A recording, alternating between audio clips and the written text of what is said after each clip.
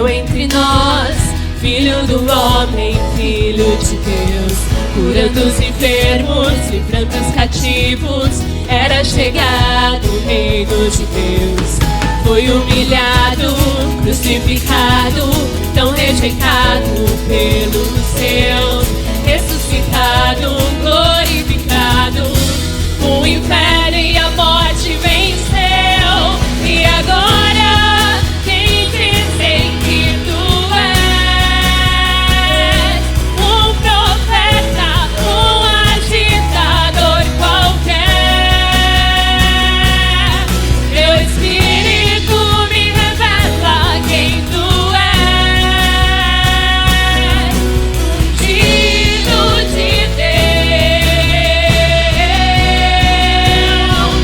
Tu és o Cristo, Filho do Deus vivo.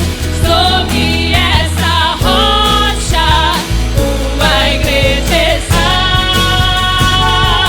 Tu és o Cristo, Filho do Deus vivo, rocha inabalável, outro igual não há, igual não há.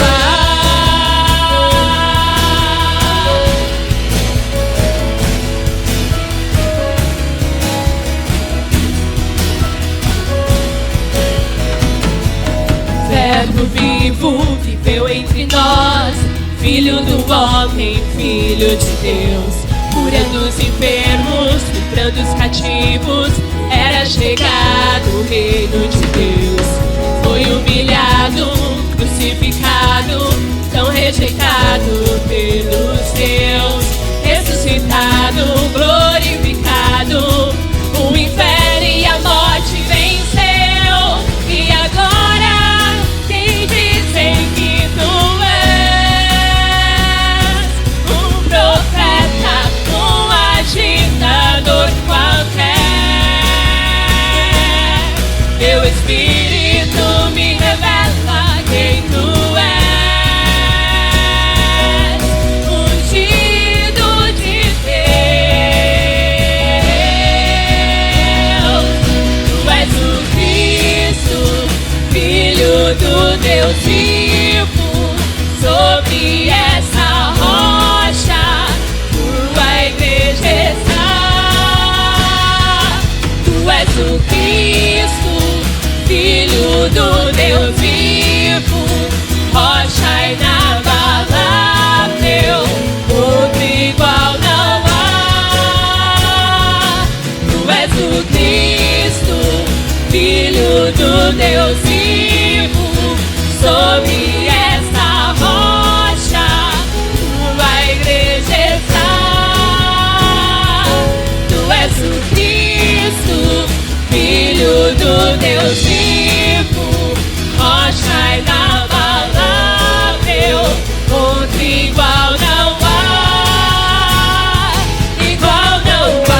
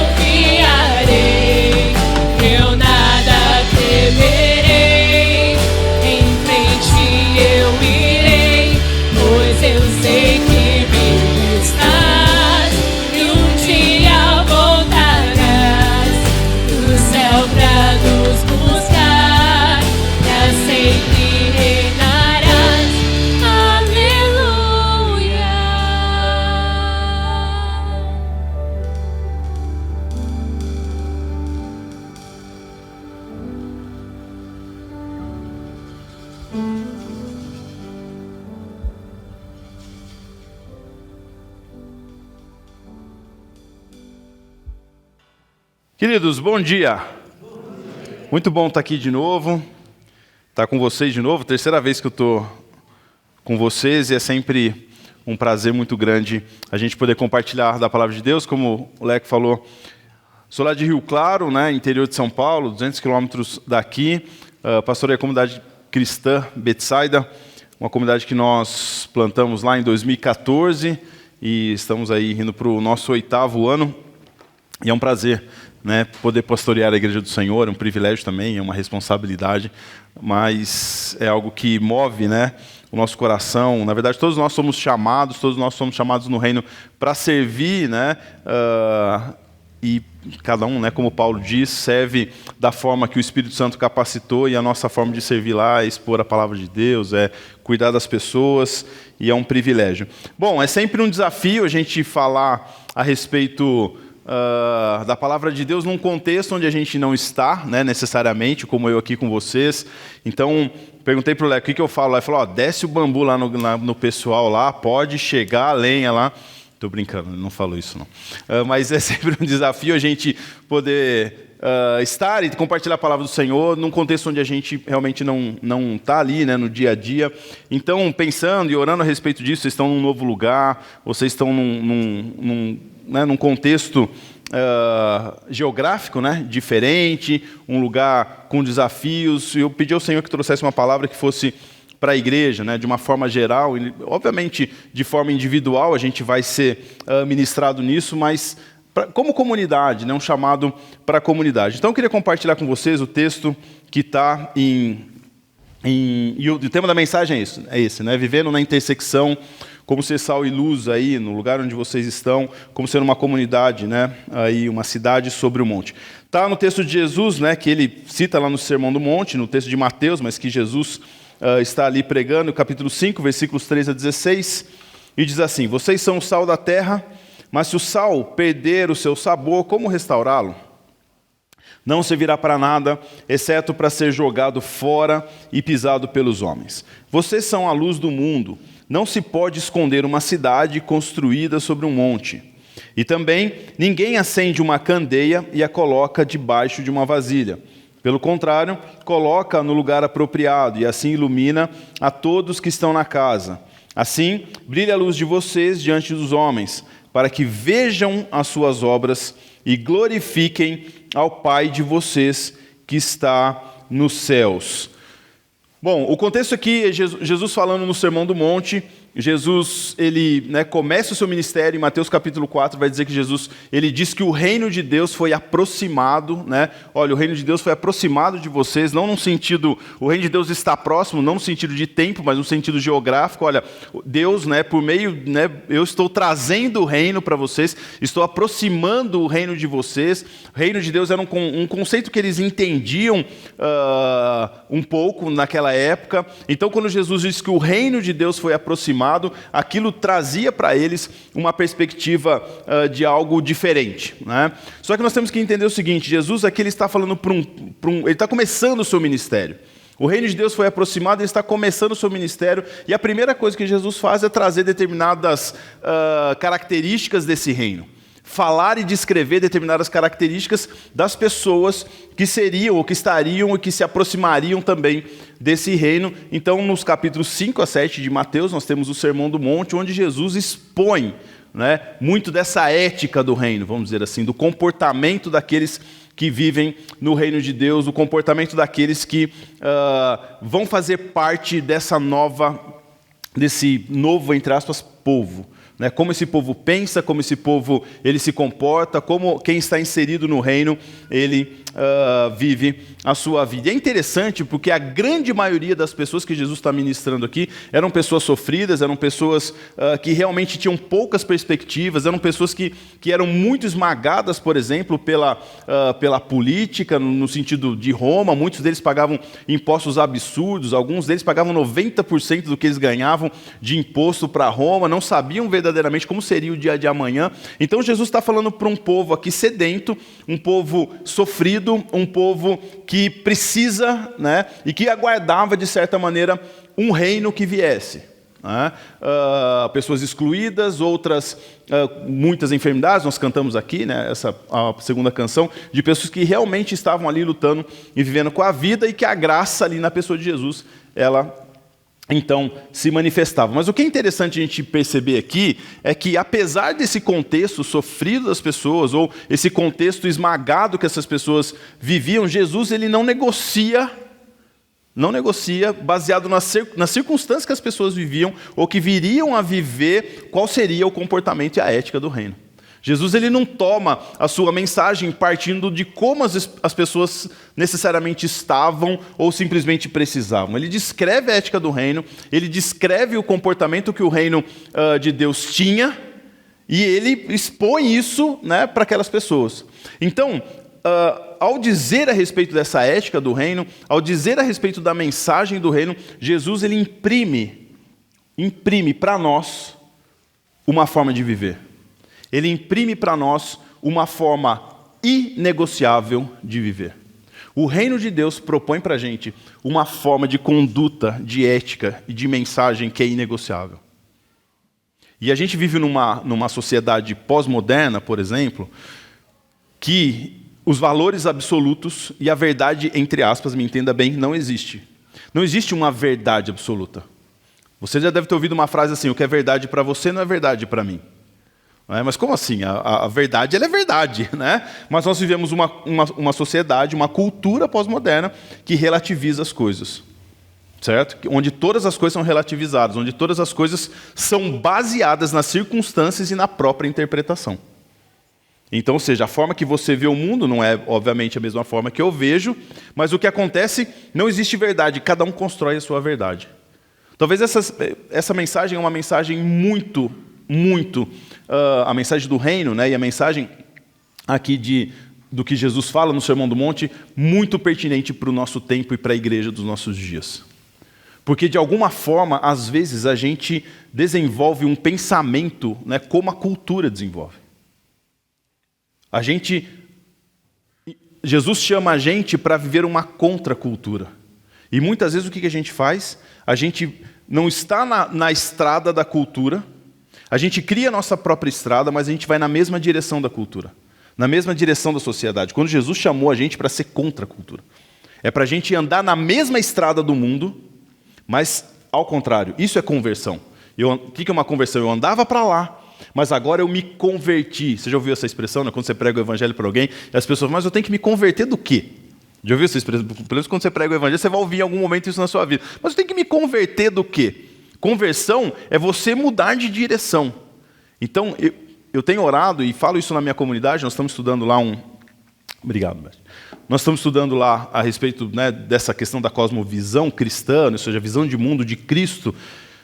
E eu falo, a gente precisa entender que os valores do reino de Deus, a conduta do reino de Deus e a ética do reino de Deus, ela é inegociável a qualquer tempo.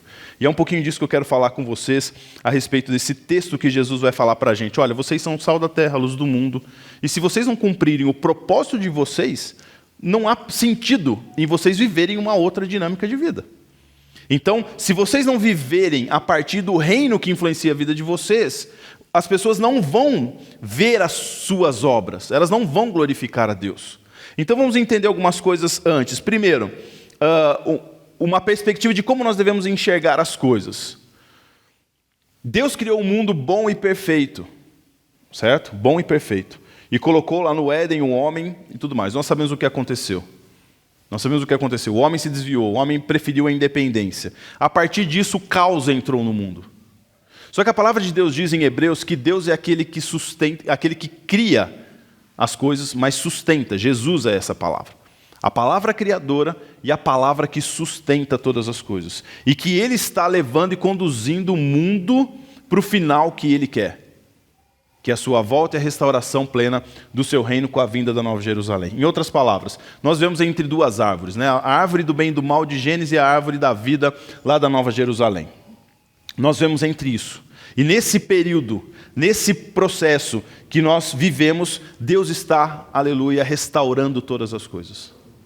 Todas as coisas. A sua vida Deus está restaurando, dia a dia. Se você está no reino de Deus, Deus está restaurando a sua vida para que Ele conduza a sua vida até quando Ele voltar. Ele está restaurando a sua igreja. Ele está restaurando toda a natureza, né, que diz lá em Romanos que aguarda para que essa restauração seja completa. Todas as coisas estão sendo renovadas por essa palavra de Deus na pessoa de Jesus que sustenta todas as coisas.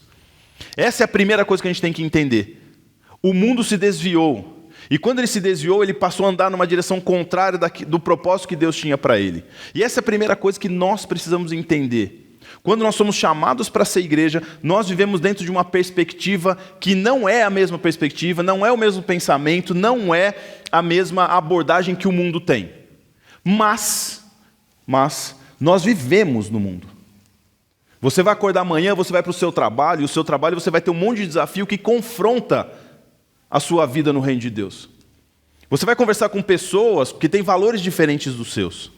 Você vai negociar com pessoas, você vai servir alguém que não serve a Deus no seu trabalho. Você vai vender para pessoas que não servem a Deus. Você vai colocar aquilo que Deus colocou na sua mão, né? Você vai gerenciar num mundo onde as pessoas não servem a Deus. Então essa é a pergunta que a igreja tem que fazer todos os dias. Como que nós vivemos, né, numa intersecção?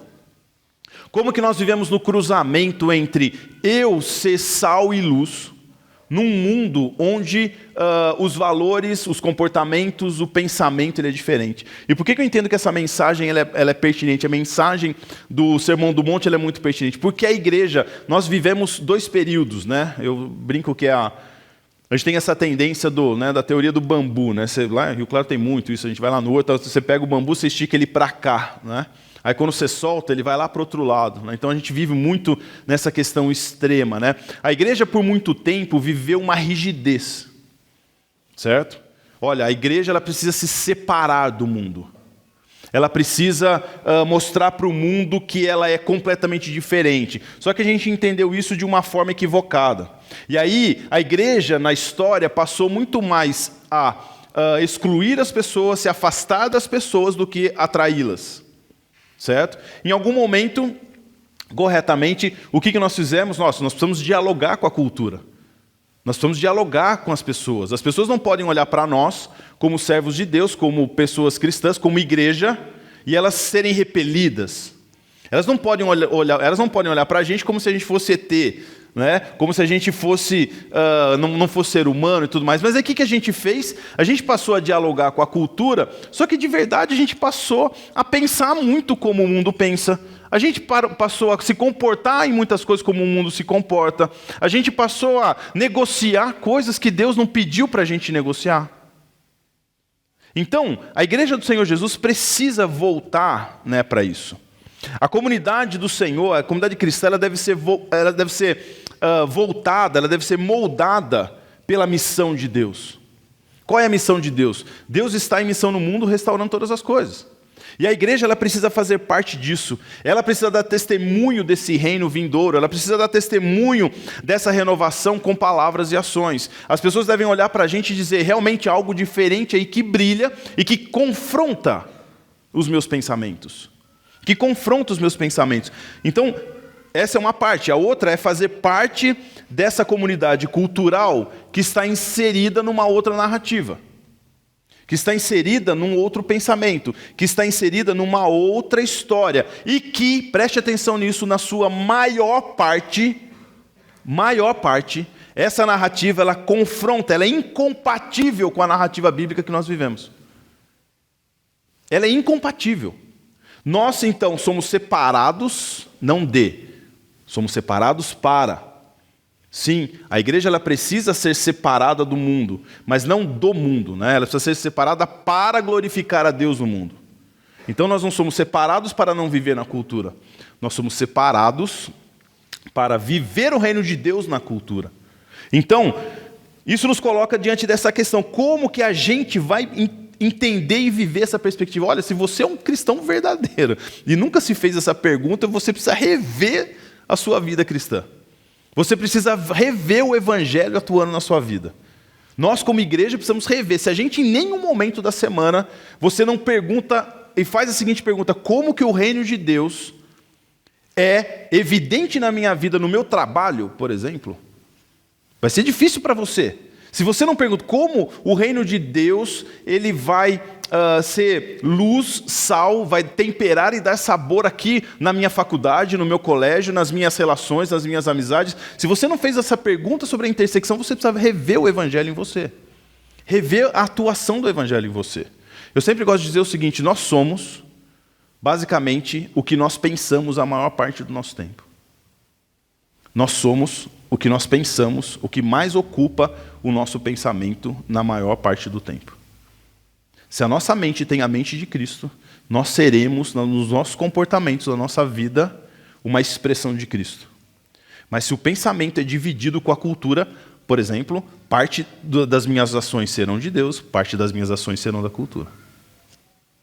E se o meu pensamento é na maior parte alinhado com a cultura, na minha vida dificilmente eu vou ser sal e luz, porque as minhas ações serão muito mais baseadas na cultura, naquilo que nós estamos inseridos. E isso é importante, porque nesse diálogo nós estamos nos perdendo. Então como que a gente pode pensar isso? Essas duas narrativas elas se chocam. A igreja está num contexto onde ela vive confronta com aquilo que a igreja deve viver. Como que a gente vive isso? Isso que eu quero compartilhar com você. Como que a gente pode, como cristão, permanecer fiel ao evangelho e ao nosso chamado e ao mesmo tempo estar numa cultura que foi moldada numa narrativa diferente da nossa. É isso que eu quero compartilhar com você então, nessa manhã. A primeira coisa que a gente tem que entender é que a palavra de Deus vai dizer isso aqui é algo radical. Nós estamos no mundo, mas nós não somos do mundo. Entender isso é importante. Você precisa ter um pensamento crítico em relação às coisas. Quando eu falo um pensamento crítico, não é ser uma pessoa que critica as coisas. Um pensamento crítico é você observar o que molda a sua mente a maior parte do tempo. O porquê das coisas. Deve ter uma resposta, e algumas semanas atrás saiu um líder da comunidade compartilhou com a gente que o número de divórcios, por exemplo, no meio cristão é 50% do total dos divórcios que existem. Tem que ter uma resposta para isso. Há muitos casamentos sendo moldados, por exemplo, pela cultura cristã, pela cultura da sociedade, pelo pensamento da cultura. Há muitos trabalhadores, há muitos profissionais sendo questionados, né? Quantos escândalos a gente vê dentro da ética profissional de pessoas que se dizem cristãs. Tem que ter uma resposta para isso. Nós estamos no mundo, mas nós não somos do mundo. Jesus vai dizer assim: o meu reino não é desse mundo. O meu reino não é deste mundo. Em João capítulo 17, Jesus vai orar e vai dizer assim: Pai, eu não peço que os tires do mundo, eu peço que os livre do maligno. Eu não peço que o Senhor faça com que eles sejam abduzidos de onde eles estão da cultura, mas guarda-os na tua verdade, a tua palavra é a verdade. Jesus diz para a gente que sim, nós estamos no lugar certo, no mundo aonde nós devemos estar, onde Ele nos colocou para ser sal e luz, mas nós não pertencemos a isso. Quando Ele diz que nós não pertencemos ao pensamento que a cultura tem, aos comportamentos que a cultura tem, ao movimento que a cultura tem. Por exemplo, hoje tudo, é interessantíssimo isso, mas tudo hoje é justificado no amor, por exemplo. Então, se tem amor, não tem problema. Então, as pessoas matam por amor, então não tem problema. Não é? Se te faz feliz, não pode ser errado. Esse é um pensamento da cultura, e esse pensamento tem invadido a igreja. Esse pensamento tem invadido a missão da igreja. Onde Deus nos chamou, né, de certa maneira, para nos fazer felizes. Deus nos chamou para sermos santos, sal e luz. Preste atenção, Deus não está preocupado primeiramente com a nossa felicidade, Ele está preocupado com a nossa santidade. Com a nossa santidade. Se a nossa felicidade, né, se a nossa santidade ela é afetada por causa da nossa felicidade, Deus vai trabalhar muito mais para que você seja santo do que para que você seja feliz. Mas o pensamento cultural diz para a gente que não. Seu casamento, você não está bom no seu casamento, não está te fazendo feliz, então tudo bem. O que eu quero dizer com isso é que muitas vezes o pensamento da cultura tem nos invadido. Então, assim, um lado positivo disso é que, como participantes da cultura, nós devemos sim, com nossos meios, amar e apreciar tudo que Deus fez. Deus criou o mundo. A economia é boa? Deus criou a economia? Sim, a economia é boa. Mas o pecado transformou a economia, por exemplo, num senso de ganância. A arte é boa? Deus criou a arte? Sim. Mas a arte tem sido corrompida por causa do pecado. Deus criou o relacionamento do homem com a mulher de maneira perfeita? Sim, só que o pecado corrompeu isso. Então nós precisamos entender que há tudo de bom de Deus no nosso mundo. Só que algo bom que foi corrompido. Certo? Então, assim, por um lado positivo, você deve pegar suas habilidades profissionais, competências, e você deve servir o mundo, amar o mundo. Na semana passada eu falei sobre trabalho lá na igreja e disse: trabalhar é uma forma de amar as pessoas. É uma forma de amor ao próximo. Deus nos dá habilidades, Deus nos dá competências para que a gente possa trabalhar e assim servir a humanidade. Isso vem de Deus. Tem gente que fala que o trabalho, quando eu chegar no céu eu vou brigar com Adão porque ele, por causa de Adão eu tenho que trabalhar. Não. Quem inventou o trabalho foi Deus. Você acha que a criação é o quê? O que Deus fez na criação? Ele trabalhou. Quando ele colocou o homem, ele falou assim: cuida do jardim. O que é isso? Isso é trabalho. Então o trabalho está na essência da criação, da perfeição da criação. Mas o pecado transformou o trabalho em algo que agora é penoso. A única diferença é essa, é penoso. Antes eu só precisava trabalhar e todo o fruto do meu trabalho estava ali disponível. Agora não, eu tenho que ralar e sofrer, ser injustiçado e tudo mais. Enfim, por um lado positivo, a gente como participante da cultura, como igreja, a gente tem que estar na cultura. A igreja de vocês tem que servir as pessoas nesse bairro. Se vocês estão aqui, nesse lugar geográfico, Deus tem um propósito para vocês aqui. Deus tem pessoas para alcançar aqui. Se você estuda numa determinada faculdade, universidade, num escritório que você trabalha, ou empreendendo, Deus tem um propósito para você ali. Esse é o lado bom. Você está ali para que você possa ser sal e luz ali. Certo? Mas isso tem um lado negativo. Nós devemos, ao mesmo tempo que devemos apreciar e ir na direção do mundo com aquilo que Deus nos deu, na sua missão, nós precisamos nos opor a ela. Nós precisamos nos opor à cultura. A gente precisa rejeitar, a gente precisa questionar, a gente precisa desafiar a idolatria, por exemplo, que deforma e distorce as coisas de Deus na cultura. Então, de uma certa maneira, a gente afirma e rejeita ao mesmo tempo. Certo? Nós estamos aqui para abençoar esse bairro, mas isso não pode, em nome de ter as pessoas, de abençoar as pessoas, isso não pode confrontar os valores do reino de Deus. Então, ao mesmo tempo que nós afirmamos e vamos numa direção positiva na cultura, nós precisamos sim nos opor a ela. Nós precisamos rejeitar o seu pensamento e todo o pensamento que gera ou que potencializa o pecado. Você quer ver alguns exemplos? Quando a gente pensa em alguns movimentos que existem hoje e que são muito fortes, eu trabalho em alguns lugares onde isso até chega a ser cansativo, tá? Mas quando você olha, por exemplo, um movimento antirracismo, você acha que esse movimento antirracismo hoje, ele gera mais união entre as pessoas ou mais separação? Já perceberam isso? Que alguns movimentos, eles geram ainda mais separação? Mas era para ser assim? Se eu tenho algo para que isso una mais as pessoas, mas ele gera mais. Os movimentos, por exemplo, os movimentos aí que existem no sentido de gênero, ele faz com que as pessoas se amem mais no sentido de amor ao próximo, ou que as pessoas sejam ainda mais afetadas em relação a isso? Já percebeu? Movimentos feministas aproximam mais a mulher do valor dela ou afastam? Esse é o pensamento crítico que a gente tem que fazer. A gente está na cultura, a gente precisa amar as pessoas, mas nós precisamos desafiar a cultura, porque a única coisa que a Bíblia diz para a gente, dentro da narrativa que nós cremos, que vai de verdade fazer com que as pessoas alcancem tudo isso que muitas pessoas e muitos movimentos lutam, é o Evangelho. O Evangelho diz, porque no Evangelho, em Cristo, não há homem nem mulher. No Evangelho diz assim, não existe judeu, nem grego. O Evangelho diz que o funcionário deve respeitar o seu patrão e o seu patrão deve cuidar do seu funcionário de maneira justa.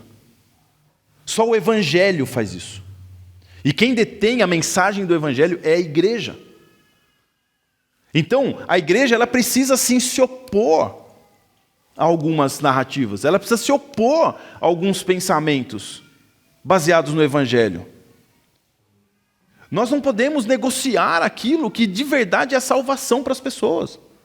Porque a igreja detém isso. Se nós entendemos que nós estamos no mundo e tudo bem estar no mundo e a gente se alinhar ao mundo, está tudo errado. Se a gente ficar confortável onde a gente está, tem alguma coisa errada. Se a nossa igreja está confortável na sociedade, alguma coisa está errada. Porque quanto mais a gente fica confortável, né, mais a gente se parece com o mundo. E nós somos uma voz, como eu disse, nós somos uma voz positiva na sociedade. Nós devemos apreciar tudo aquilo que está na sociedade, o desenvolvimento, a ciência. Eu sempre falo o seguinte, a ciência, né, toda descoberta da ciência é uma descoberta sobre Deus, um pouco mais sobre Deus. Os estudos, a arte, tudo que vai se desenvolvendo e vai acontecendo, é a gente se envolver um pouquinho mais com Deus nessa história. Então, há o lado positivo que a igreja deve afetar, mas ao mesmo tempo a igreja deve entender que ela está no mundo, mas ela não pertence ao mundo. Nós não somos, nós não temos que ter o aplauso do mundo, nós não temos que ter o reconhecimento do mundo, nós não temos que ser chamado na televisão para falar, não é essa a nossa métrica. A nossa métrica é oposição. A métrica da igreja a ser medida é oposição. Quanto mais nós somos questionados, quanto mais nós formos, dentro do Evangelho, né, gente? Aqui eu estou falando para uma igreja que a palavra de Deus, eu sei que ela é determinantemente, né, regra de fé e prática. Mas quanto mais nós nos posicionarmos, melhor. Então, a igreja, ela afirma e ela rejeita. Ela desafia, né? Ela participa. Ela, ao mesmo tempo que a igreja é solidária com o mundo perdido, ela separa, né, dentro de um propósito de vida santa nesse mundo. Ela está no mundo, mas ela não é do mundo. Essa é a primeira coisa. Você precisa criticar isso. Esse meu pensamento faz parte de que narrativa? Ela está dentro de que história? A do mundo ou da Bíblia? O meu pensamento, essa minha atitude, ela está dentro de que perspectiva? Ela está dentro de que pensamento? Ela está dentro de que narrativa? Olha, vim conversando com a minha esposa no carro a respeito disso. Uma pessoa se separou, cristã da minha igreja, eu lidei lá com o divórcio e tudo mais.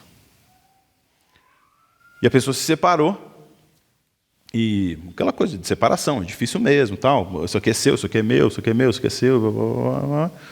E passou um tempo de dificuldade, e a pessoa, tempos atrás, comprou um carro novo, bacana, tal, que ela já tinha tido quando era casada e tal, depois não teve, tal, e ela falou assim, olha só o carro, ó, Deus restitui muitas vezes mais do que a gente perde. Ela perdeu o casamento. Mas a métrica é, olha, eu me separei, não estava dando certo, mas agora Deus restituiu o carro. Você entende? Tem gente que saiu da minha comunidade, foi líder, viveu, e hoje a pessoa ela fala assim, ela começou a fazer, por exemplo, começou a malhar, começou, né, transformou o corpo lá, nossa, tudo, né, musculoso, tudo mais, falou assim, nossa, depois que eu encontrei isso, eu encontrei meu propósito de viver. Às vezes eu fico pensando, será que as pessoas que viveram com Deus, que se depararam com a ética do reino, pensam no que elas falam? Esse é o pensamento do mundo. O pensamento do mundo diz para você que você pode encontrar o seu propósito em alguma coisa nesse mundo. Mas a ética do reino não diz isso. O que Deus tem para o seu casamento é aquilo que Deus instituiu. Se o marido for o marido, como a Bíblia diz, essa mulher será respeitada. Se a mulher for uma mulher de acordo com o Evangelho, ela vai encontrar o seu valor. Se o filho obedecer ao pai, ele vai ser feliz e abençoado, que a Bíblia diz. Se o pai não gerar ira nos seus filhos, ele vai ter um ambiente harmonioso. Se o homem da casa liderar a casa com sabedoria, isso vai ser bênção. Você que é casado, é mulher, sabe que o mundo vai dizer para você que é cristã? Que o evangelho é machista. Que diz para você que você tem que se submeter ao seu marido, mas se submeter no ponto de vista que as pessoas entendem submissão. Porque a verdade parte delas, eu construo a verdade, é o pensamento do mundo hoje. Agora, você que é mulher, é casada aqui, você se submeteria com prazer ao marido que cuidasse de você, que te respeitasse como mulher, que amasse você como Jesus ama a igreja? Como que Jesus amou a igreja? Dando a sua vida pela igreja. Você que é esposa, teria problema em se submeter a um marido que daria a vida por você? E o que é submeter na Bíblia? É ser apoio, suporte para a missão de amar. Então você teria algum problema, mulher, em ser um apoio para o seu marido, para que ele te ame como Jesus amou a igreja? Isso te incomodaria? Porque esse é o pensamento do reino. Marido, você está disposto a amar a sua esposa cada vez mais como Jesus ama a igreja, e assim você ter na sua casa alguém que será sempre um apoio para você amá-la? Filhos, vocês teriam um problema em realmente ouvir e dar ouvidos aos seus pais, como pessoas do reino de Deus, que têm o melhor para você em termos de disciplina, de ensino? Nós não precisamos dar ouvidos para aquilo que o mundo tem para nós. Nós estamos no mundo, mas nós não somos desse mundo. A igreja não pertence a esse mundo. Então ele precisa ter uma participação crítica. Então sim, se nós estamos no mundo, nós precisamos entender que as nossas reivindicações, elas são reivindicações que devem ser defendidas em Cristo. Em Cristo. Então, por outro lado, Paulo vai dizer para a gente que é para a gente renovar nossa mente. O tempo todo. Renove a mente de vocês. O que é renovar a mente? É questionar o que você pensa, à luz da palavra de Deus. É isso que a gente tem que fazer todos os dias.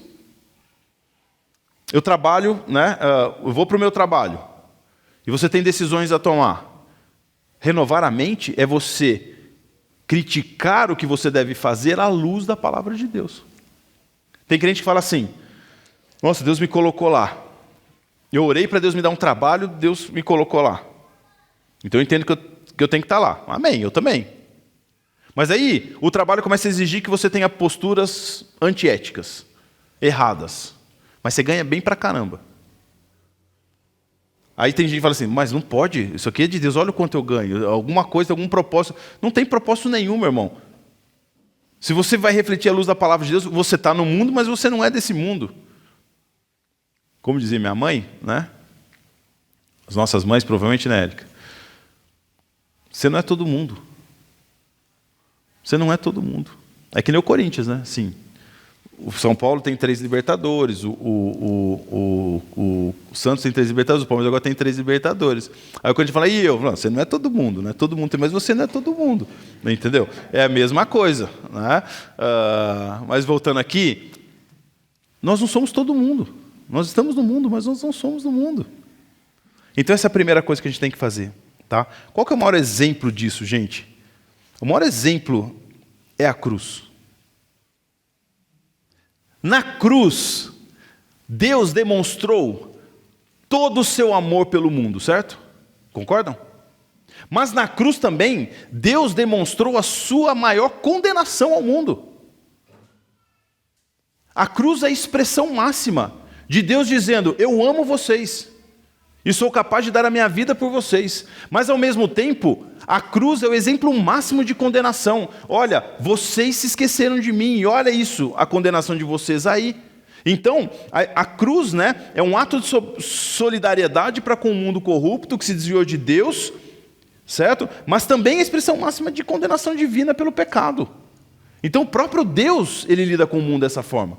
Ele ama, demonstra o seu amor a todos, mas ao mesmo tempo ele rejeita, né, o pecado. Então a igreja está em prol do mundo contra o mundo. É isso que nós somos. Nós estamos a favor do mundo contra o mundo. Contra o mundo e a favor do mundo ao mesmo tempo.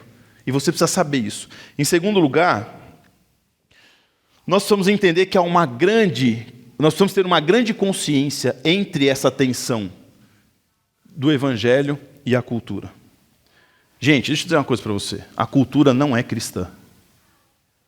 Ok? O mundo não é cristão. Não é. E nunca vai ser. Certo? Nunca vai ser. Quanto mais alheia a igreja tiver dessa tensão, mais problemas a gente vai ter. Quanto mais alheio a gente tiver dessa tensão entre evangelho e cultura, quanto melhor a gente estiver instalado no mundo, quanto mais a gente estiver confortável, quanto mais à vontade a gente se sentir no mundo, mais risco a gente corre de não ser sal e luz. Mais risco a gente corre de não ser sal e luz. Gente, nós precisamos entender que a igreja, ela é aquilo que Deus mais ama. A igreja é aquilo que Deus mais ama. Deus deu a vida por sua igreja. E isso é sério. E isso é importante. E a igreja está no mundo para refletir. Certo? E se a gente, então, quanto melhor e mais confortável a gente tiver, menos sal e luz nós seremos, como Jesus diz lá no Sermão do Monte. Então, a igreja, né, ela precisa questionar quais são os pensamentos, os comportamentos da cultura e expor isso. Sabe qual a maior ameaça para um mentiroso? Sabe ou não? É quem fala a verdade.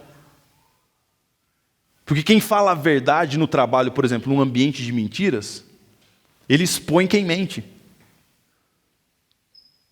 Sabe, uma coisa que a gente tenta trabalhar lá na comunidade, essa questão de vida simples, né? E vida simples, né? Eu lembro dessa definição do discipulado que eu fiz há 25 anos atrás, dizia assim: uma vida simples é uma vida não corrida, nem complicada, que dispõe de tempo e disponibilidade para desfrutar e estender o reino de Deus. Então, vida simples não tem a ver com o carro que você anda, não tem a ver com a casa que você mora e para onde você passa suas férias. Vida simples tem a ver com uma vida que não é complicada, que não é corrida, e que você tem tempo, disponibilidade, energia, tanto para desfrutar, quanto para estender o reino de Deus. A gente fala muito disso lá. Sabe qual é a maior afronta a uma vida corrida? É alguém que tem uma vida equilibrada. Porque hoje é chique, né, gente, ser corrido, não é? Já percebeu que o pensamento da cultura é chique você ser corrido? As pessoas não cumprimentam, mas assim, oi, aí, tudo bem? Elas não respondem assim, oi, tudo bem. Elas respondem, e aí, tudo bem? Fala, tá na correria. É legal, é bacana você não ter agenda, não existe lá, né, nas vendas, né, o gatilho me ajudem aí? Tipo, que não tem momento, tem que ser agora, né? Compra agora, que amanhã já não vai ter mais. Não me vem a palavra aqui, os caras de marketing me ajudam aí. Qual o nome desse gatilho? Assim, da urgência, né? Olha, impulsos. Olha, você tem que comprar agora, você tem que ter sido amanhã. Então, a gente vive numa sociedade que impulsiona a gente para determinadas coisas que não fazem parte daquilo que o reino de Deus tem. Você pode ter o carro que você quiser, por exemplo, mas se esse carro tirar de você tempo, disponibilidade, energia para desfrutar e estender o reino de Deus, não é para você ter esse carro. A gente está pronto para ouvir isso. A gente está pronto para viver isso. Você pode ter um trabalho de 20 mil, mas se esse trabalho comprometer seu casamento, sua criação de filhos, a sua energia, a sua saúde física, mental, relacional, Deus não quer isso para você. Mas sabe o pensamento cultural que às vezes entra no mundo? É que assim, não, se está dando certo, Deus está me abençoando. Mas Paulo, uma vez, recebeu uma visão, um anjo apareceu para ele que tinha que ir para um determinado lugar. Aí ele estava lá no lugar, e aí um profeta pegou o cinturão de Paulo, lembra desse texto? E ele torceu o cinturão de Paulo. E falou assim, isso farão ao dono desse cinturão. Se é nós hoje, a gente ia falar assim, Deus está mandando não ir. Deus está falando que é para não ir. Mas Paulo foi. Por quê? Porque ele já tinha recebido a voz de Deus que era para ele ir. E o aviso era, mas vai ter sofrimento. Mas a igreja hoje, ela pensa assim, se dá certo é de Deus, se não dá certo não. Por quê? Porque sofrimento, de alguma forma a gente entendeu que a vida não pode ter problema. Agora, deixa eu explicar uma coisa para você. Pensa na Bíblia. Só tem, eu não sei, alguém sabe quantos capítulos total, quantos 1000 capítulos existem na Bíblia? Alguém tem isso? Nesses dias eu ouvi alguma coisa a respeito disso. Mas tudo bem, são 66 livros, certo? Na Bíblia. Só tem 4 capítulos na Bíblia de ordem. Só 4. Gênesis 1 e 2, Apocalipse 21 e 22. O resto da Bíblia é caos. O resto da Bíblia é sofrimento. O resto da Bíblia é Deus vindo, intervindo na nossa bagunça. é curando pessoas, é restaurando vidas como a sua, é restaurando famílias como talvez a sua, restaurando casamentos, saúde. A vida é assim. Mas a cultura vai dizer para você que amanhã você precisa ser feliz, que isso que importa. Ela vai dizer que você tem que ser uma pessoa bem-sucedida. A igreja, né, vai falar que... Né, eu vi uma postagem muito interessante, assim, né, falando de alguns personagens da Bíblia, que eles tinham que sofrer, eles tinham que passar por isso, por aquilo, e algumas mensagens de hoje, né, que Deus... E é verdade, Deus te ama, Ele quer o melhor para você. Então, mas como se isso fosse simplesmente assim. A vida, a narrativa cristã é o caos, gente. O pecado entrou no mundo. Então... essa é a narrativa, é aí que a gente está. Então é dever da igreja questionar. Por que eu quero isso? Existe uma tensão, a cultura não é cristã. O Brasil não... o mundo todo é de Deus, por direito, ok? Por direito. Mas o Brasil não é do Senhor Jesus porque a gente carrega um adesivo disso no carro. O Brasil não vai melhorar com o próximo presidente. O Brasil, o São Paulo não vai ser melhor se a gente tiver o candidato A, B ou C, só porque ele fala alguma coisa. Não vai. A sua esperança, a nossa esperança, nós somos do mundo, mas nós não estamos desse mundo. E o pensamento, inclusive político, né, tem invadido a igreja de uma forma a fazer-nos perder o amor uns pelos outros, o respeito, por uma coisa que é desse mundo. E Jesus falou, o meu reino não é deste mundo. Nós estamos, mas não somos. Se a gente não entender que existe uma tensão, se a gente não entender que existe uma intersecção que a gente precisa questionar e se posicionar como sal e luz no reino, nós teremos problemas com Deus. Não é com Deus. Com Deus. Você quer ver a gente não fala mais de inferno. Você vê alguém pregando sobre o inferno hoje? Entra lá no YouTube, vê se tem alguma pregação sobre o inferno. Veja se tem lá. Olha, irmão, né, que nem que eu falo das tensões, né? Ó, se não viver aqui, vai lá pro fogo eterno. Você não vê, às vezes você vê isso numa igreja ou outra mais legalista, tudo, mas a mensagem de verdade, olha, há uma condenação, nós precisamos voltar o coração para Deus, a igreja precisa se arrepender, precisa pôr o joelho no chão, precisa clamar e chorar e pedir para que Deus mude o coração de dentro para fora e tal. Você não vê. Porque de alguma maneira nós estamos uma busca como igreja para que a gente se sinta confortável no mundo. Se a gente não entender que existe uma tensão, nós teremos problema. Então, quanto mais conscientes dessa tensão, mais sal e luz nós seremos. Quanto mais você entender que o seu trabalho não tem os mesmos valores que você, mais sal e luz você vai ser no seu trabalho. Quanto mais você entender que na família, muitas vezes, há uma tensão, né, entre aqueles que não conhecem o reino, mais sal e luz você vai ser na sua família. Quanto mais a igreja entender que existe uma tensão que tenta confrontar o reino de Jesus, e quanto mais ela se apegar a essa consciência e se posicionar diante do evangelho, mais sal e luz ela vai ser. Mais sal e luz ela vai ser. E por último, para que a gente entenda isso, né, para que a gente seja fiel ao evangelho, ao mesmo tempo a gente viva nessa cultura, né, nessa intersecção, nós precisamos entender e fazer uma contextualização fiel, né? Como eu disse aqui, o Evangelho diz ao mesmo tempo sim e não para a cultura. Ele abençoa a cultura, mas ao mesmo tempo ele se opõe à cultura, né?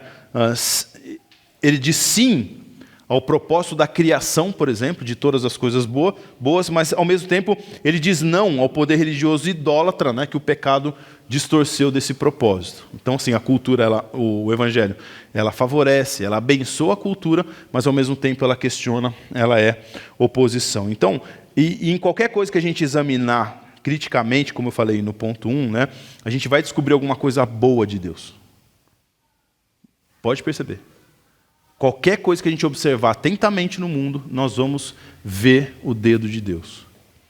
No trabalho, nas profissões, no desenvolvimento, nas relações humanas, na ciência, qualquer coisa que você... na geografia, no progresso, na tecnologia.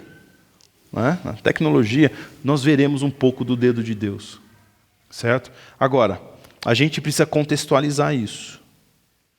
Ao mesmo tempo que a gente vai encontrar o dedo de Deus, a gente vai perceber distorções que o pecado trouxe nisso. Então nós precisamos contextualizar isso correto, né? Então, precisamos orientar corretamente esse propósito. 3 coisas importantes para a gente. A gente precisa entender qual que é o propósito das instituições ou das coisas que Deus criou. Qual que é o propósito do casamento, por exemplo, quando Deus criou? Qual que é o propósito do casamento? Para que existe o casamento?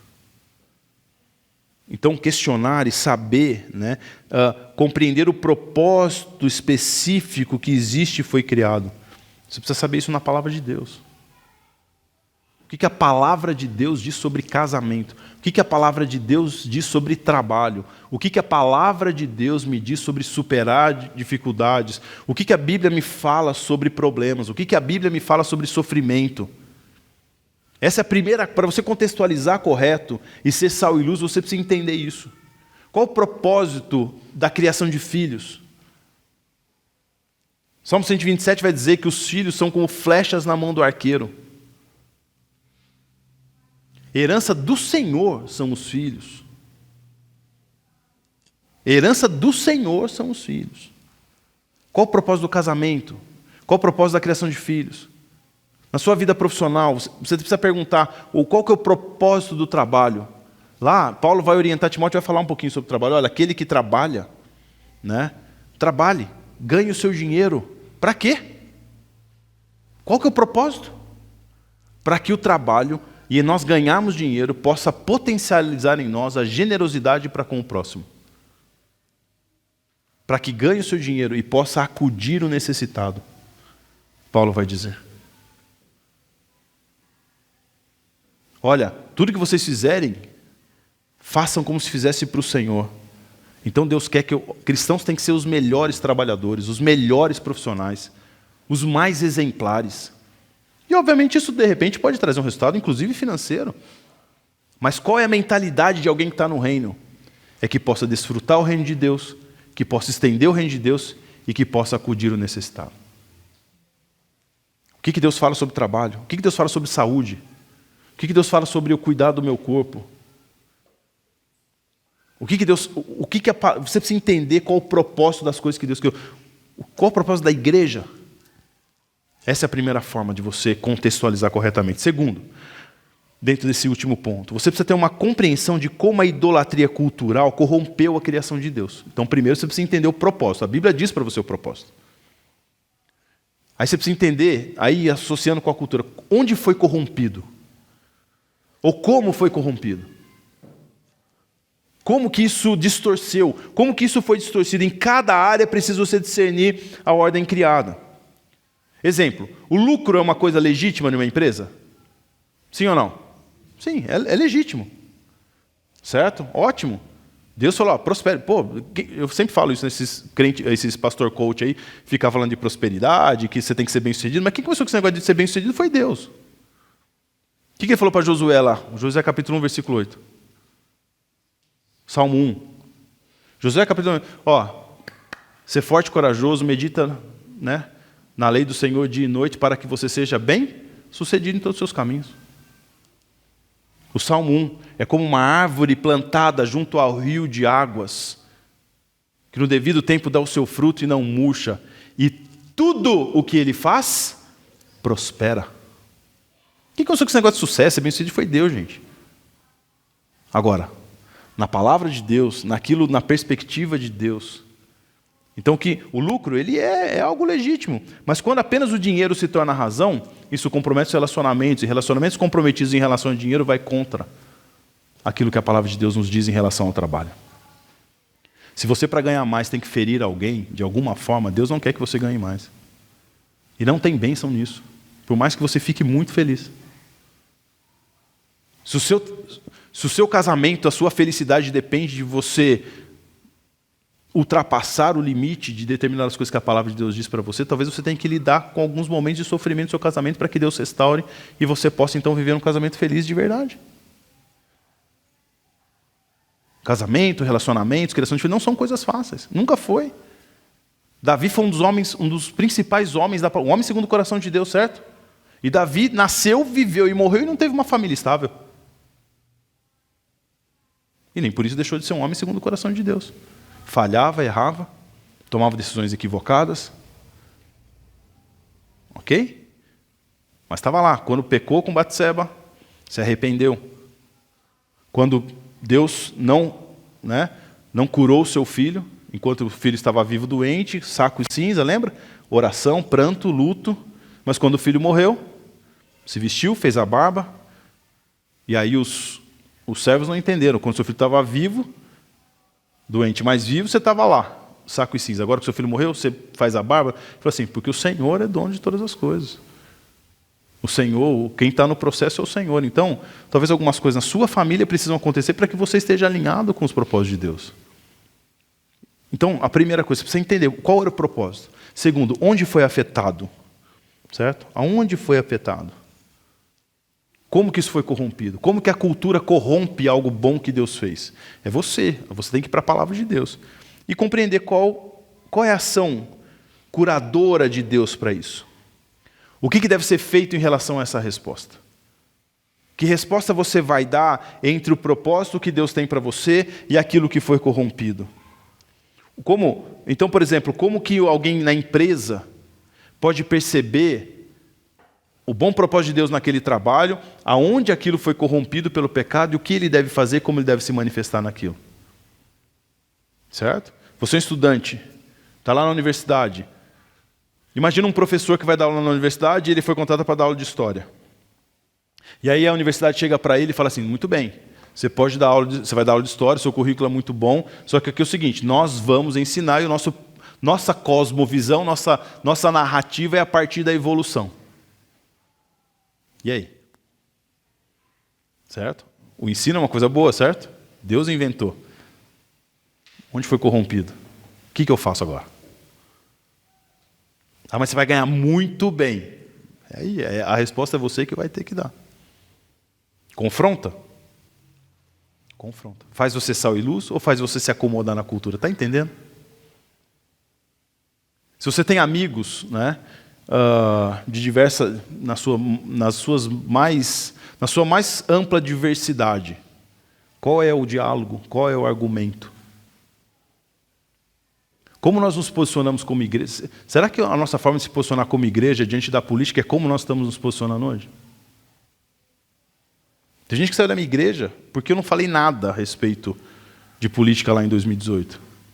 Ah, eu saí porque você não falou nada. Falei. Para mim é o seguinte, é Filipenses capítulo 1. Vai dizer assim para a gente que se a gente se apegar a Deus, Ele vai dar bom discernimento para todas as coisas. Gente, a gente precisa voltar para a palavra de Deus. Se a gente conhecer a palavra de Deus, a nossa vida vai melhorar muito. Muito. Por que um povo sofre? Né? Porque não tem profecia, não tem conhecimento. E aí, como a gente não tem o conhecimento do Espírito Santo atuando na gente todos os dias, a gente fica muito à mercê do pensamento cultural. Certo? E aí, soma-se outras coisas. A gente quer ser aceito, a gente não quer sofrer, que são pensamentos da cultura, e está feita a desgraça. A igreja deixa de ser sal e luz. Deus te colocou lá na faculdade para ser sal e luz e você perdeu o sabor. Por quê? Porque você é igual aos outros. Concluindo, tudo bem, a igreja, o que está escrito ali? Não consigo ler. A igreja para ser... Não enxergo, gente, de verdade. A igreja para ser fiel ao evangelho nesse mundo de hoje, em ser sal e luz, é isso aqui que está escrito ali. Ela vai precisar desenvolver e nutrir uma espiritualidade vital. É isso que está escrito ali? É isso, né? Ela precisa nutrir uma espiritualidade vital. Quero deixar essa palavra para você. Desenvolver uma espiritualidade vital, que dá vida. Oração, sabe aquelas coisas que a gente acha simples? Oração diligente, leitura e conhecimento da palavra de Deus. Sabe como é que você pode tomar boas decisões na sua vida? Terminando. Sabe como é que você pode tomar boas decisões na sua vida? Olha, eu preciso decidir sobre tal coisa. Peça ao Espírito Santo, Deus, me mostra alguém na Bíblia que teve que tomar uma decisão parecida. Me mostra um homem de Deus como se comportou numa situação parecida com a minha. Mas para isso a gente precisa conhecer a palavra de Deus. A gente precisa orar. A nossa espiritualidade precisa ser viva. A nossa espiritualidade precisa ser atuante. Ela precisa ser encarnada. encarnada, essa é a palavra. O Espírito Santo ele precisa trabalhar em nós, para que a nossa mente não fique à mercê da cultura, de reflexões, de abordagens. Gente, eu vejo uns cristãos comentando, discutindo umas coisas, falando, não é possível que esse povo aí é crente, ué. Analfabetismo bíblico, espiritual completo. Argumentos baseados na cultura, argumentos baseados em convencimento, né, de coisas humanas. Nós somos contra a cultura. A favor da cultura, mas contra a cultura. Nós não somos desse mundo. Nós só estamos para ser sal e luz. E para quê? Para que Jesus disse? Para que os homens vejam suas boas obras. E isso não traga glória para vocês, mas glorifique a Deus. Quando uma pessoa entrar aqui, ela diz assim, Deus está nesse lugar. Não é que Paulo fala lá em 1 Coríntios capítulo 14, a respeito dos dons? Olha, qual que é o objetivo da gente ter uma espiritualidade viva? É que os homens vejam as nossas boas obras, eles glorifiquem a Deus. Eles falam, Deus está na sua vida. Deus está no seu casamento. Deus está em você como pai, como mãe. Deus, eu quero ser diferente, eu quero que seja desse jeito o meu casamento, eu quero ser um pai como você, eu quero ser um profissional como você. Nós precisamos ouvir essas coisas. Nós precisamos ouvir essas coisas por meio da atuação do Espírito Santo de Deus. Onde você colocar a planta dos seus pés, eu creio de todo o meu coração que você tem que estar ali, Deus quer você ali. Esse é o movimento da igreja. E assim a igreja vai caminhando e Deus vai abençoando, vai restaurando o mundo por meio de nós. E as pessoas vão sendo convidadas a participar disso. O jeito que o mundo está fazendo nunca vai dar certo. Nunca vai dar certo. Nunca vai dar certo. O iluminismo disse que era por meio da razão. Depois a modernidade na explicação das coisas. A pós-modernidade não tem verdade. Você cria a sua verdade, você cria o seu mundo. Até que vem o próximo pensamento. A cultura não tem nada de Deus. Ela é contra Deus. Ela rejeitou Deus. Mas Deus levantou o seu povo para ser sal e luz. Deus levantou o seu povo para que as pessoas olhem para nós e glorifiquem as obras do Pai. E é isso que Ele quer fazer com cada um de nós. É isso que Ele quer fazer aqui na igreja de vocês. É isso que Ele quer fazer amanhã na sua família, fazer amanhã na sua casa, no seu trabalho. Quando você for trabalhar, pensa assim, eu sou luz de Deus aqui. E não se pode esconder uma cidade iluminada sobre um monte. Se as pessoas não estão vendo, é porque você não está iluminando. Se as pessoas não estão experimentando, é porque o seu sal está sem sabor. Não se pode esconder uma cidade que fica em cima do monte. Em nome de Jesus, que esse seja o seu desejo hoje, como igreja. Que esse seja o seu desejo como pessoa, como pai, como marido, como esposa, como profissional, como estudante, como um cidadão. Ser sal e luz. Vamos ficar de pé, eu quero orar pela sua vida.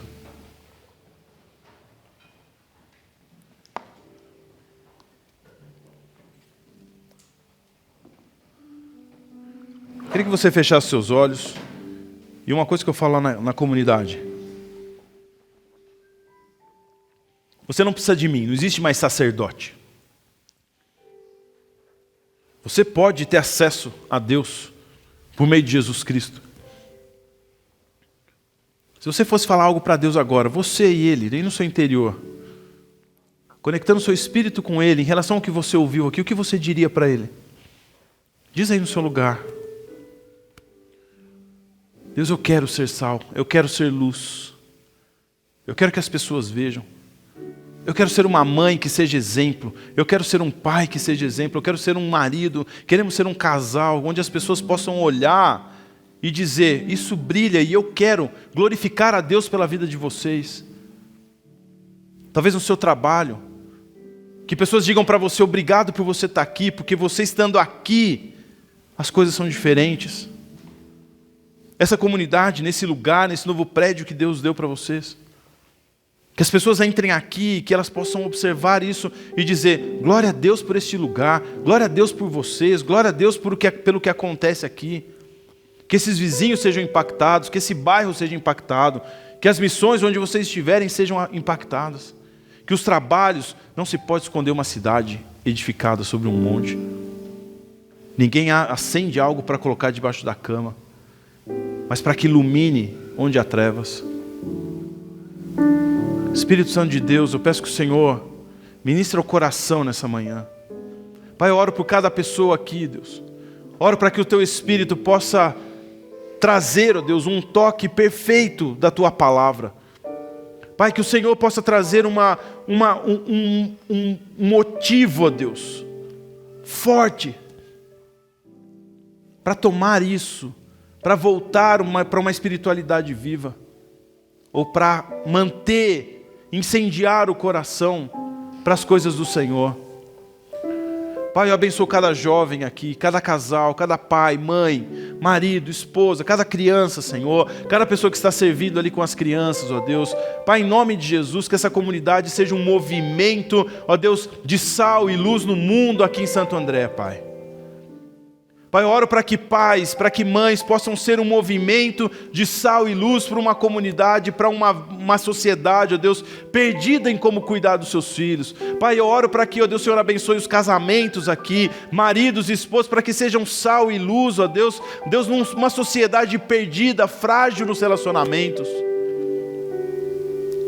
Eu oro para que profissionais aqui sejam os melhores possíveis.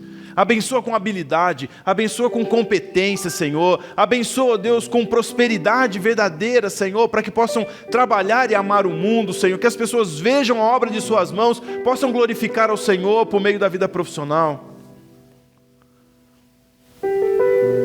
Pai, se nessa manhã há pessoas aqui, ó Deus, com o coração ferido, com o coração num momento, ó Deus, de ser cuidado, de ser, ó Deus, tratado pelo Senhor, Espírito Santo de Deus, vem com teu amor. Vem com teu cuidado, vem com cura,